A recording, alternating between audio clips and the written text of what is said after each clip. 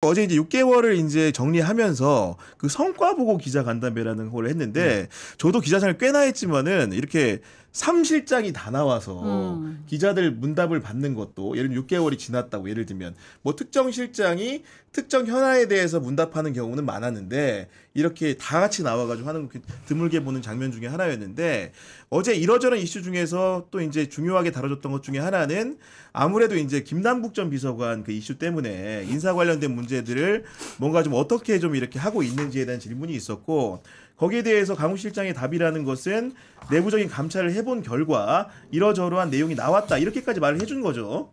그러니까 자신을 포함해서 지금 김남국 전 비서관이라든가 김현지 전 부속실장 같은 경우에 다 이제 감찰을 받았다는 거 아니겠습니까?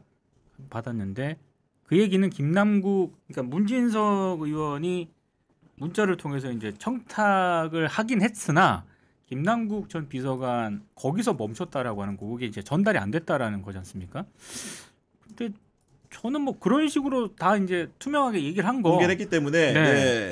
거기서 좀 끝나지 않았나 싶은데 오늘 레거시 미디어들이 보도하는 거 보니까 여전히 김남국 비면지 김남국 전 비서관하고 오랫동안 그 얘기를 한다 이런 말씀 주신 것 김현지 같은데 부속실장 얘기를 하고 있더라고요. 근데 저는 네. 솔직히 좀 책임의 어떤 그런 경중을 좀 굳이 구분을 한다라고 한다면은 문진석 의원 쪽에 더 있는 상황인 것 같아요. 아 그렇게 제가 말씀을 드리면 하면 네. 보냈으니까. 네. 그리고 저는 이게 사실은 어쨌든 간에 결론적으로는 인사청탁이라는 것이 들어지지 않은 구조인 것으로 뭔가 사실관계 검증 결과 확인이 된 것 같은데 진짜 인사청탁은 이런 거죠. 오늘 조은석 특검이 저희가 방송하기 직전에 브리핑을 했는데 윤재순이라고 검찰 때부터 윤석열을 따라다녔던 총무비서관이 그 지금 이제 국민의힘에서 국회의원 하시는 임종득이라는 의원님 네. 그분이 안보실에 근무를 할 때 쉽게 얘기해서 본인의 지인의 부탁을 받고 그 안보실 2차장이었던 당시 임종득과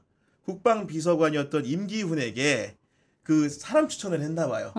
그래가지고 아마도 이제 안보실에 근무하게 된 것으로 보입니다. 네. 그런 부분들에 대해 가지고 직권남용과 국가공무원법 위반 혐의를 통해서 기소를 했거든요. 이런 거야말로 사실은 말 그대로 인사농단이라고 할 수 있는 부분들이 있는 것 같고 그 안보실 파견 같은 경우에는 통상적으로 저도 알아보니까 장관이 각 군에 다 추천을 받아가지고 굉장히 정밀하게 그중에서 대상자를 추리는 과정인데 그런 것도 하나 없이 일개 당시의 총무비서관이었던 윤재순이 이렇게 인사를 좌지우지할 수 있는 것 자체가 윤석열이 후광을 입고 이런 것 자체가 진짜 인사농단 아니겠습니까? 네, 그게? 네, 그렇죠. 네, 지금 보면 사실은 이거는 이제 문자를 이제 그렇게 보내다 보니까 어쨌든 너무 친절하게 이렇게 또 답을 막 너무 친근하게 이게 좀 문제가 된 건데 좀 부적절하죠. 네, 부적절하고 부적절하죠. 이제 네. 어쨌든 사임을 했으니. 네, 그걸로 이제 뭐가 일어난 건 아니잖아요. 결론적으로는 네.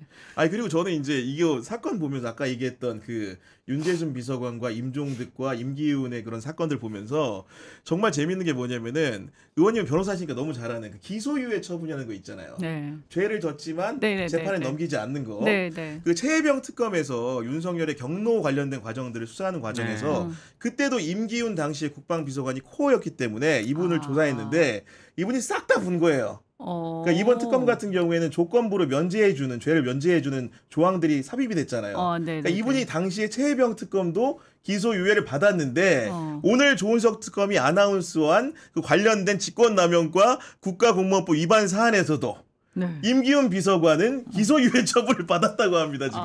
네. 그러니까 제가 보니까 윤재순 전 비서관하고 임종득 의원 기소되는 데 있어서 임기훈 전 대단하신 분이에요. 굉장히 수사에 기소유예는 그렇게 흔한 게 아니거든요. 그러니까요. 처음 들어본 사람도 적극적으로 협력을 한 것 같고 실제로 기소유예 처분한 이유를 밝혔어요. 아 밝혔어요? 예. 돼 있어요. 그냥 수사 조력자 감면 제도에 따라 기소유예 처분했다.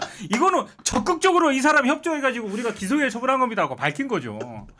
아 그러니까 이게 사실은 물론 이제 특검이라는 게 짧은 시간에 최종 결과를 내놔야 되기 때문에 아마도 어쩔 수 없이 이런 정말 국회에 협조 요청을 했고 이런 것들을 잘 활용했겠지만은 한 사람이 다른 특검에서 기소유예 처분을 2번 받는 받는 거는 야. 진기명기에 가까운 게 아닌가 싶은데 솔직히 제가 그냥 보기에는. 논반 진반으로 진정한 승자입니다.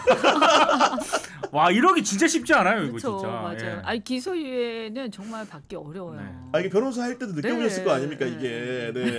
저도 이제 그런 생각이 좀 드는 것이고 어쨌든간에 그 김남국 전 비서관이 사퇴를 했고 그 이후에 이제 강훈식 비서실장이 말하기를 우리는 국회 특별감찰관 후보를 추천해달라고 요청을 한다 했기 때문에 그건 당연히 여야가 합의해서 네, 해야 네, 되는 네. 수준이지 않겠습니까? 그럼요. 의원님? 네. 이제 우리가 고민해서 네. 또 추천을 해야죠. 네. 그러면 이거 보통 통상적으로는 여야가 3명을 추린다는데 그럼 몫이 어떻게 되는 겁니까 이게? 통상적으로는? 통상적으로는 보통 이제 의석수에 비례하죠. 그러니까 아마 우리 쪽에서 2명 2명을 하고 저쪽에 1명 하고 네. 이제 우리가 2명을 할 때 이게 이제 좀 돌아가면서 이게 순번들이 있는데 가끔 우리가 다른 야당들하고 협의를 그렇죠. 한 네. 명에 대해서는 할 때가 있습니다. 예. 그렇기 때문에 3명을 하게 되고 보니까 제 법문을 찾아보니까 그런 추천서 3명을 보내면은 네. 대통령 입장에서 3일 안에 무조건 1명을 지명을 해야 되기 때문에 쉽게 얘기해서 국회가 합의만 되면 그렇죠. 바로 이제 지명해서 가는 구조더라고요 보니까. 그러니까 예. 강훈식 비서실장이 직접 의지를 밝혔기 때문에 제가 봤을 때는 국민의힘하고 잘 얘기를 해가지고 빨리 이런 문제는 좀 끝내는 게 좀 나을 것 같아요 진짜. 네, 좀 예. 끝내야 될 게 너무 많아가지고. 아니 근데 저는 이해가 안 되는 게 이번에 보면은 그 김현지 비서관 관련해가지고 계속 물고 이제 달라들고 있는 건데 네. 그러면 저쪽에서는 그 야당에서는 특별감찰관 해야 된다고 하는 건데 그 특별감찰관의 그런 그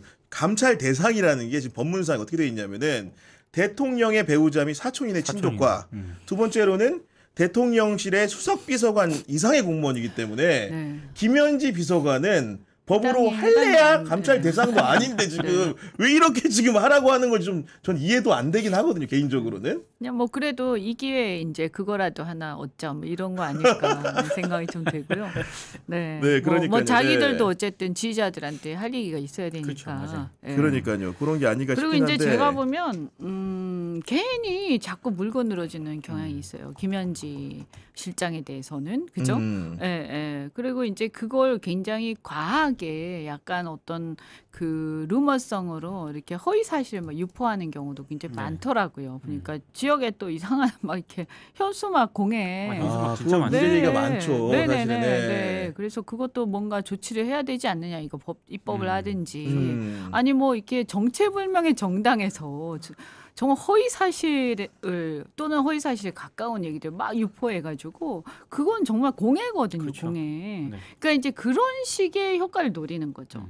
그래서 김현지 실장을 자꾸 문제 제기하는 거는요. 실제 뭐가 있어서 그런 게 아니라 네. 그런 식의 어떤 뭐 가랑비에 옷 젖는다 뭐 이런 식의 그런 효과를 노리는 거다. 맞아요. 저는 그렇게 봅니다. 아니 저도 이제 아까 정체불명의 정당이라고 말씀하셨는데 저 현수막을 찍어가지고 확대해 보니까 정말로 그 현수막을 단 정당명이 정체불명의 정당이에요. 네. 근데 처음 이런 경우에 들어보는. 그리고 굉장히 많은 현수막을 도심에도 걸었던데 네. 사실은 공해죠. 인건비부터 예를 들면 현수막을 제작하는 비용까지 그게 또 적다고 할 수도 없는 거 아닙니까? 의원님? 그럼요. 예를 들면, 아니 예. 그리고 제가 총선 때 예를 들어서 제가 우리 지역에도 새로운 미래 후보가 나왔는데요. 한 1, 2% 아주 미미하게 득표를 했어요. 그런데 이 사람이 어쨌든 현수막을 달잖아요. 근데 네. 그 현수막에 정말 낯뜨거운 정말 거의 그 정말 천박한 욕설 같은 욕설에 가까운 그런 걸로 점철된 현수막을 온 동네에 다 붙인 거예요. 저에 대한. 아 선거 치르실 네. 때 이건 별건입니다만은 네. 김현지 비서관 현수막하고 네. 그런 식으로. 근데 그렇게 많이 했어요. 그 이제 작은 정당들이. 그렇군요. 그러니까 네. 예를 들어서 아니 그러면 이게 명예훼손 아니냐. 그렇게 생각할 수 있죠. 우리는. 그렇잖아요. 네. 근데 이게 또 되게 애매한 게 그게 선관위의 어떤 선거 활동의 자유 뭐 이런 식으로 맞아요. 해석이 돼서 아, 굉장히 관대하더라고요. 넓게 인정을 하는구나. 네. 정당이 그래서 걸어가지고. 그냥 주장이니까 네. 주장. 그렇죠. 그렇죠. 주장이잖아, 주장. 그렇게 해석을 하더라고요. 아니 그래서 근데 실제 그러면 사람들이 그걸 보고 어떻게 반응을 하냐. 실제로는 저한테 도움이 됐어요. 그게. 아 그래요? 예. 아니 왜냐하면 안 됐잖아요. 그렇죠.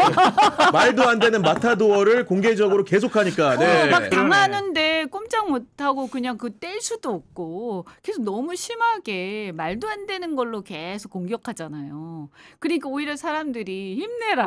아 힘내라고 오히려. 아니 근데 사실 이게 소수 정당을 일종의 배려하기 위한 그런 차원으로 한 근데 건데 진짜 아닌 것 같아요. 이걸 이렇게 악용을 네. 하면은 선거의 차원에서도 뭔가 보완책을 좀 마련해야 될 것 같아요.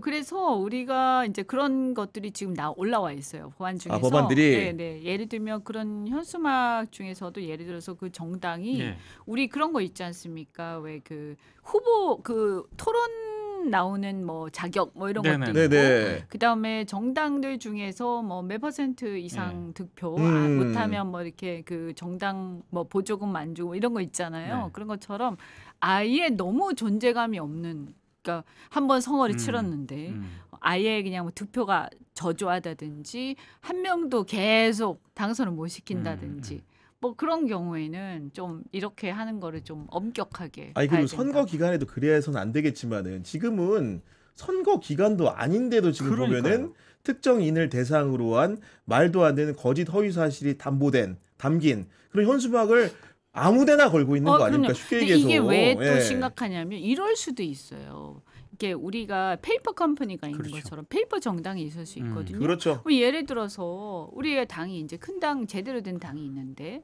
이런 이제 후보도 많고 의원도 많고 돈도 많은 당들은 자금이 좀 있고 이런 정당들은 국민들한테 이게 이제 보이는 어떤 이미지 이런 게 있기 때문에 터무니없는 짓을 못하죠. 할 수가 그건 못하죠. 못하지. 예. 그러면 이제 어떻게 하냐? 그러면 예를 들어서 말하자면 이제 형제 자매 정당을 만드는데 그거를 갖다가 페이퍼 컴퍼니 만들어서 거기에서 그냥 뭐 사람도 필요 없어요. 그냥 뭐 이 대충 요건만 그렇죠. 만들어서 돈만 있으면 다 거는 창당하면 거니까. 되죠. 네. 그렇게 하고는 그런 어떤 낯뜨거운 그런 거를 그리고 허위 사실, 완전한 허위 사실 그런 걸 막 달게 하는 거죠. 네. 그러면 예를 들어서 거기 담당하는 사람이 뭐 이렇게 좀 정가도 좀 있고 해서 그 정도는 아무것도 아니다 뭐 이런 사람이 있을 거 아닙니까? 대충 한번 네. 이 정도 기수나는 거는 있을 수 있잖아요. 그렇지. 월급만 가정이지만. 좀 받을 수 있으면 네. 이런 사람이 있을 거 아닙니까? 아. 그래서 그게 처벌이 그게 그렇게 높지가 않아요. 예. 그렇구나. 네, 그 우리가 허위사실 유포 좀 하고 해도 사실은 그게 엄청나게 중범죄로 보진 않잖아요. 그 문제가 있거든요. 그게 당하는 사람 얼마나 심각합니까? 그게. 아니 실제로 제 주변에 거주지 주변에도 최근까지 문영배 전 재판관과 관련해서 그게 아직도 걸려 있어요. 아니 그러니까 예. 누가 봐도 제가 봐도 명백한 허위고 명예훼손이거든요. 그게 여기저기 걸려 있어요, 진짜. 야, 정말로 이제 이런 부분들은 한국 사회가 이제 선진국이라고 불러야 되고 그러니까요. 성숙한 수준의 민주주의가 됐다고 하면은 네. 이거 물론 이제 유권자들의 상당수는 이렇게 가리겠죠. 근데 이제 가리긴 가려요. 가리긴 가리겠지만 가리는데 그 테러죠, 테러. 근데 그렇죠. 문제는 이제 미성숙한 어린이들이나 이런 사람들이 보기에 낯뜨겁기 참담한 그렇죠. 이런 것들이 걸리기 네. 때문에 이런 부분에서 달라진 시대의 기준을 좀 적용해야 되지 않나 싶고